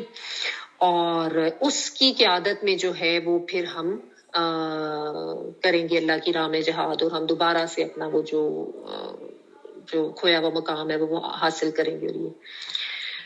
تو اس کے بعد پھر یہ ہوا کہ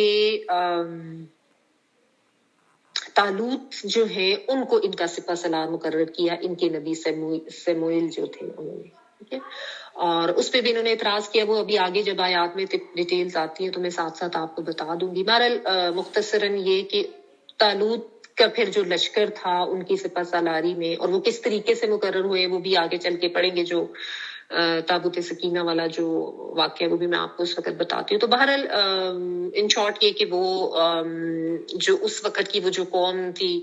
اور اس کا جو ایک وہ بہت جنگجو اور بہت زیادہ آپ کہہ لیں کہ ایک سخت گیر ان کا، اور جس سے یہ لوگ بہت ڈرتے تھے، جالوت اس کا نام تھا، واریر ان کا بہت زیادہ، اور وہ ان پہ قابض تھا، اور اس سے ہی یہ بہت زیادہ ڈرتے تھے، اور پھر یہ جو ہے طالوت کی ہی لشکر میں یہ نکلے تھے، اور پھر اس میں پھر حضرت داؤد علیہ السلام کی انٹری ہوئی، اور انہوں نے جو ہے وہ جو تھا جالوت جو ہے اس کا مقابلہ کیا تھا، اور اس کو مارا تھا، قتل کیا تھا۔ گولیت اینڈ ڈیوڈ آپ نے شاید تصویریں دیکھی ہوں، یا کوئی سٹوریز اس کی جو ببلیکل سٹوریز ہیں اس کے حوالے سے کافی پکٹوریل وے میں بھی انہوں نے اس کو بتایا ہوا، تو وہ گولیت جو ہے وہ جالوت کو کہتے ہیں۔ تو وہ ان کا ایک مارکا ہوا، اور وہ جو مارکا تھا وہ آپ کہہ لیں کہ یہ جو جالوت کے لشکر کا جانا وہ بنی اسرائیل کا غزوہ بدر تھا، کیونکہ یہ بھی پتہ چلتا ہے کہ اس وقت مطلب طالوت کے لشکر میں بھی جو لوگ تھے وہ 313 ہی تھے جو ان کے ساتھ گئے تھے آگے، اور غزوہ بدر میں بھی جو مسلمانوں کی تعداد ہے وہ 313 ہی تھی ایکچوئل تعداد جو ہے، اور یہ بخاری میں ملتی ہے یہ روایت جو ہے۔ تو اس حوالے سے وہ یہ ڈاکٹر اعصاز کو اس طریقے سے ایکسپلین کرتے ہیں کہ وہ ان کی تاریخ کا یہ غزوہ بدر تھا، طالوت کے لشکر کا جانا اور پھر جالوت سے اس کا مقابلہ ہونا اور پھر حضرت داؤد علیہ السلام کا آنا اور اس کو مارنا، یہ سارا کچھ، اور پھر اللہ تعالیٰ نے ان کو بہت فتح دی، اور اس وقت بھی سچویشن یہی تھی کہ بہت زیادہ تھوڑے سے یہ ایمان والے تھے، اور پھر آگے جو ہے وہ بہت زیادہ بڑی طاقتور وہ دشمن تھا جس کو اللہ تعالیٰ نے ساری اس کی جو فوجیں وغیرہ وہ پھر ساری وہ محکوم ہو گئی، یہ فاتح ہو گئے، اور اس کے بعد سے پھر ان کا ایک بہت گولڈن پیریڈ آیا، پھر وہ حضرت داؤد علیہ السلام بادشاہ بنے، پھر ان کے بیٹے حضرت سلیمان علیہ السلام، تو یہ والا جو ان کا پیریڈ تھا اس کو پھر وہ ثم احیاہم، یعنی اللہ تعالیٰ نے ان کو دوبارہ روحانی طور پر زندہ کیا اور ان کا ایک وہ گولڈن پیریڈ آیا، اس کو وہ اس طرح سے لیتے ہیں، ٹھیک ہے۔ تو بہرحال سب رائے جو ہے ان میں نے آپ کو اس طرح بتایا کہ ہم اس سب کو لیا جا سکتا ہے بالکل، یعنی اپنے لحاظ سے ٹھیک ہی ہے جو سب نے بیان کیا، اس کو کسی طریقے سے بھی چاہے وہ ایکچوئل اس کے معنوں میں ظاہری معنوں میں لے لیں یا مانوی معنوں میں ان کا یہ دونوں طرح کی جو چیزیں ہیں، صحرا والا بھی اور اس کے بعد والا جو ہے اس طرح سے بھی اس کو لیا گیا ہے مفسرین نے، ٹھیک ہے۔ اچھا تو بہرحال بتا جو ہے وہ یہاں پہ اللہ تعالیٰ یہ رہے ہیں یا سکھا یہ رہے ہیں کہ موت کے خوف سے یا موت کے ڈر سے جو ہے وہ مت بھاگو، کیونکہ موت تو برحق ہے اور وہ انسان کو کہیں بھی آ سکتی ہے، ٹھیک ہے۔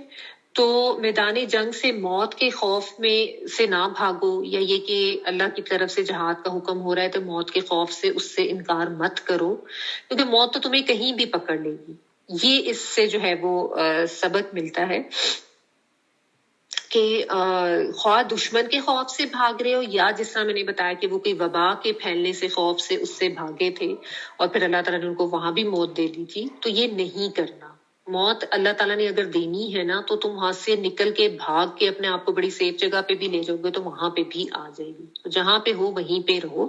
اگر یہ مطلب ایسی کوئی جیسا وہ وبا والی سچویشن ہے۔ اور دشمن کے خوف سے بھی یہ نہ ہو کہ تمہیں اللہ تعالیٰ کی طرف سے حکم دیا جا رہا ہے کہ جاؤ جہاد کرو، تم ڈر رہے ہو صرف موت کی وجہ سے، موت کے خوف کی وجہ سے، تو یہ نہیں کرنا، ٹھیک ہے۔ تو میں نے جیسا آپ کو شروع میں بتایا کہ چونکہ غزوہ بدر ہونے والا تھا تو ذہنی تربیت مسلمانوں کی کی جا رہی ہے کہ بزدلی نہ دکھائیں اور اللہ پہ توکل کریں، چاہے بے شک تھوڑی تعداد میں بھی ہو۔ اس لیے یہ جو پچھلی قوموں کی جو مثالیں بیان کر کے اللہ تعالیٰ اس کو ایکسپلین کر رہے ہیں کہ اگر زیادہ بھی ہو لیکن بزدلی دکھائیں، توکل نہ کریں، اللہ کی بات نہ مانیں تو بھی موت جو ہے وہ مقدر ہو سکتی ہے، اور اگر وہ تھوڑی تعداد میں بھی ہو لیکن بہادری دکھائیں، اللہ کے اوپر توکل کریں، صحیح مومن ہونے کا ثبوت دیں، تو اللہ تعالیٰ اس میں بھی فتح دیں گے اور پھر آگے بھی مدد کریں گے، جس طرح کہ میں نے آپ کو بتایا کہ وہ جو طالوت اور جالوت کا جو مارک ہے جس میں پھر آگے پھر ان کا ایک گولڈن پیریڈ جو ہے وہ شروع ہوا، اور اسی طرح پھر غزوہ بدر جو ہے وہ آگے ہونا تھا۔ تو یہ چیز اس میں ٹھیک ہے۔ اور اس کے علاوہ یہ باس بعد الموت کی بھی ایک دلیل ہے، یعنی اگر اس کو ظاہری معنوں میں آپ لیں کہ اللہ تعالیٰ کے لیے کچھ مشکل نہیں ہے کسی کو مار دینا کسی بھی جگہ پہ، اور پھر اس اللہ تعالیٰ کے لیے کوئی مشکل نہیں ہے مردہ کو دوبارہ سے زندہ کرنا، تو اس کے اوپر بھی یقین کرنے میں کوئی حرج تمہیں نہیں ہونا چاہیے۔ اور ساتھ ساتھ یہ بھی کہ اللہ کی پکڑ سے بچ کے انسان کہیں نہیں جا سکتا، اور یہ بھی کہ موت سے بچ کے انسان کہیں نہیں جا سکتا، موت برحق ہے، کہیں بھی آ سکتی ہے، ٹھیک ہے۔ اور مسلمان بھی جو ہے وہ ہزاروں کی تعداد میں ہجرت کر کے آئے ہوئے تھے نا مدینہ میں، تو ان کو جب جہاد قتال کے حکم کے لیے تیار کیا جا رہا ہے کہ تم نے اس طریقے سے ڈرنا نہیں ہے کہ اگر تمہیں جہاد کا یا قتال کا حکم آئے تو تم موت کے خوف سے ڈر جاؤ، یا کیونکہ اس سے پہلے جنہوں نے یہ کیا تمہاری طرح کہ ہی وہ لوگ تھے، وہ بھی اسی طرح گھروں سے نکلے ہوئے تھے اور آئے تھے، اور انہوں نے جب یہ موت کے خوف سے وہ جہاد اور قتال سے انکار کیا تو ان کے ساتھ کیا معاملہ پھر اللہ تعالیٰ نے کیا، اور جب وہ صحیح جوش جذبے اور ایمانی طاقت کے ساتھ گئے تو تھوڑے سے لوگ بھی جو تھے ان کو پھر اللہ تعالیٰ نے کیسا غلبہ اور کیسی فتح دی. ٹھیک ہے, یہ بات اس میں بیان کی جا رہی ہے. اور ساتھ یہ بھی اللہ تعالیٰ یہاں پہ فرما رہے ان اللہ لذو فضل علی الناس, اسی آیت میں اینڈ جو ہو رہے نا کہ بے شک اللہ تعالیٰ تو بندوں پر بہت زیادہ فضل کرنے والے. یعنی فضل میں سب کچھ آ جاتا ہے, ہر چیز اللہ تعالیٰ کی طرف سے دی ہوئی, زندگی بھی اس میں مراد ہو سکتی ہے ثم احیاہم کے بعد اگر اس کو اس طرح سے لیا جائے. اور ویسے بھی اللہ تعالیٰ کی طرف سے مال ہے یا کوئی طاقت دی گئی مل گئی, کوئی فتح ہو گئی, کوئی جیسا بھی یعنی چیز جو بھی صحت ہے, طاقت ہے, غلبہ اللہ تعالیٰ نے عطا کر دیا, سب اللہ کا فضل ہے. لیکن اس کا استعمال جو ہے وہ لوگ پھر صحیح نہیں کرتے. یعنی لوگ جو ہے اللہ کا شکر نہیں ادا کرتے. یہاں پہ لوگوں کی ناشکری کی بات جو ہے وہ کی گئی ہے کہ اللہ تعالیٰ تو اپنا فضل لوگوں کے اوپر کرتے ہیں, ہر طرح کا اللہ تعالیٰ نے زندگی کی نعمت دی ہے یا اللہ تعالیٰ نے طاقت دی ہے یا اللہ تعالیٰ نے جو بھی اپنا فضل کیا ہوا ہے, لوگ اس کا شکر ادا نہیں کرتے صحیح معنوں میں. یعنی شکر صرف زبانی تو نہیں ہے نا, عملی طور پر بھی شکر ادا کرنا ہے, دلی طور پر بھی شکر ادا کرنا ہے. تو یہ یہاں پہ ایک جو سمجھنے کی بات ہے نا کہ شکر گزار بننا ہے. ناشکری جو ہے نا اللہ تعالیٰ کی کسی بھی نعمت سے ناشکری کرنا, یہ بے سکونی کا باعث بنتی ہے. اور شکر کرنا جو ہے وہ اللہ تعالیٰ کی ہر نعمت کی بقا کا باعث ہے. ٹھیک ہے, نعمتوں پر شکر ادا کرنا نعمتوں کی بقا کا بھی باعث ہے اور نعمتوں میں دوام اور اضافے کا بھی باعث ہے. ٹھیک ہے, بقا اسی میں یہاں جاتے ہیں نا, یعنی اضافہ بھی ہوتا ہے, دوام بھی ملتا ہے, بقا بھی ملتی ہے. ٹھیک ہے, تو یہ چیز سمجھنے کی بات ہے کہ جو کچھ اللہ تعالیٰ نے دیا ہے, جس طرح کی زندگی, اس پر اللہ تعالیٰ کا شکر ادا کرے. اگر کچھ نہیں ہے خواہش کرنا جائز ہے, اللہ تعالیٰ سے دعا کرنا بھی جائز ہے, لیکن ناشکری کا رویہ اپنانا, گلے شکوے کرنا, حسدیں کرنا, ہائے مجھے یہ کیوں نہیں ملا, ہائے میرے ساتھ یہ کیوں ہو گیا, مجھے یہ کیوں زندگی میں پرابلم آ گئی, یہ ناراضگی یا گلے شکوے والا معاملہ جو ہے یہ اللہ تعالیٰ کے ساتھ نہیں کرنا. کیوں؟ کیونکہ یہ اللہ تعالیٰ کی تقسیم ہے, اللہ تعالیٰ کے فیصلے, جتنا جس کو ملا اسی پر راضی رہے, خوش رہے. یہ سکون کی چابی ہے انسان کی زندگی کی, یہ یاد رکھیں. اگر زندگی میں پرسکون رہنا ہے, زندگی میں خوش رہنا ہے تو شکر گزار بنے, ورنہ انسان جو ہے وہ بے سکون بھی رہے گا, ناخوش بھی رہے گا. ناشکری جو ہے وہ بے سکونی کا اور غم کا باعث بنتی ہے انسان کے لیے. ٹھیک ہے, اور جو نعمتیں ہوتی ہیں پھر اللہ تعالیٰ ان کو لے بھی لیتے ہیں اگر انسان ناشکری کرتا جائے. تو یہ بھی ایک اس کا بہت زیادہ ایک امپورٹنٹ لیسن, جس طرح یعنی آپ اس کو ان جنرل بھی لیں گے, اور اگر آپ جو اللہ تعالیٰ نے جس طرح جو پچھلی امت کے حوالے سے بات کی کہ بنی اسرائیل پر بھی فضل تھا بہت زیادہ, لیکن انہوں نے اس کا صحیح استعمال نہیں کیا, شکر صحیح نہیں کیا, اپنے دین سے ہٹ گئے. اللہ تعالیٰ نے ان کو طاقت دی تھی, یا یہ کہنے کہ اللہ تعالیٰ نے نبی اور ہدایت اور ظالم قوم سے چھٹکارا بھی دیا, انہوں نے اس کی قدر نہیں کی. تو جس حوالے سے بھی آپ اللہ تعالیٰ کے فضل کو لے لیں, ان جنرل بھی یا پچھلی قوم کے حوالے سے بھی, تو دونوں سے بات یہی آتی ہے کہ اللہ تعالیٰ کی دی ہوئی فضل یا نعمت کی جب انسان قدر نہیں کرتا, نہ شکری کرتا ہے, تو پھر اللہ تعالیٰ کی طرف سے پکڑ و وزن بھی ہوتا ہے. ٹھیک ہے, تو اللہ تعالیٰ کا شکر گزار بنے ہر حال.